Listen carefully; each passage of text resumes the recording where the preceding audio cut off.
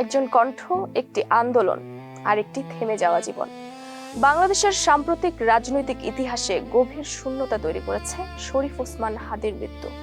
1993 সালে জন্ম নেওয়া শরীফ ওসমান হাদী ছিলেন এক আপোষহীন কণ্ঠ। 2024 সালের জুলাই আন্দোলনের 1 বছর পূর্তিতে আজও তার নাম উচ্চারিত হয় প্রতিবাদ, সাহস আর দৃঢ়তার প্রতীক হিসেবে। শারীরিকভাবে অসুস্থতা ও নানা চাপ সত্ত্বেও তিনি শেষ পর্যন্ত মৃত্যুর সঙ্গে লড়াই করে শহীদের পথে হেঁটেছেন, এমনটাই বলছেন তার সহযোদ্ধারা। ঝালকাঠিতে জন্ম নেওয়া হাদীকে মানুষ নতুন করে চিনেছে 2024 সালের জুলাই আন্দোলনের সময়।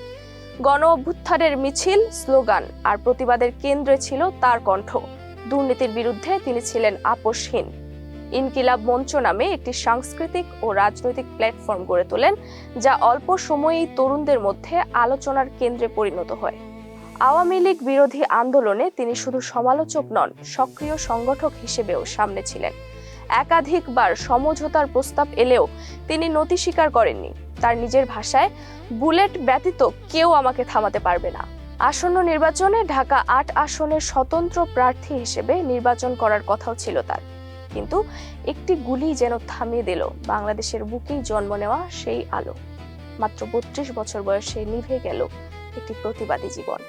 আন্তর্জাতিক গণমাধ্যম আল জাজিরা, হিন্দুস্তান টাইমস ও দ্য অস্ট্রেলিয়ানের প্রতিবেদনে হাদীকে বাংলাদেশের ছাত্র অভ্যুত্থানের নেতা হিসেবে উল্লেখ করা হয়েছে। আল জাজিরা জানিয়েছে, 2024 সালের গণ অভ্যুত্থানের অন্যতম প্রভাবশালী এই নেতার মৃত্যুতে বাংলাদেশের রাজনীতিতে তৈরি হয়েছে বড় এক শূন্যতা। হাদীর মৃত্যুর খবর ছড়িয়ে পড়ার পর রাজধানী সহ দেশের বিভিন্ন স্থানে উত্তেজনা, বিক্ষোভ ও সহিংসতার খবর পাওয়া গেছে।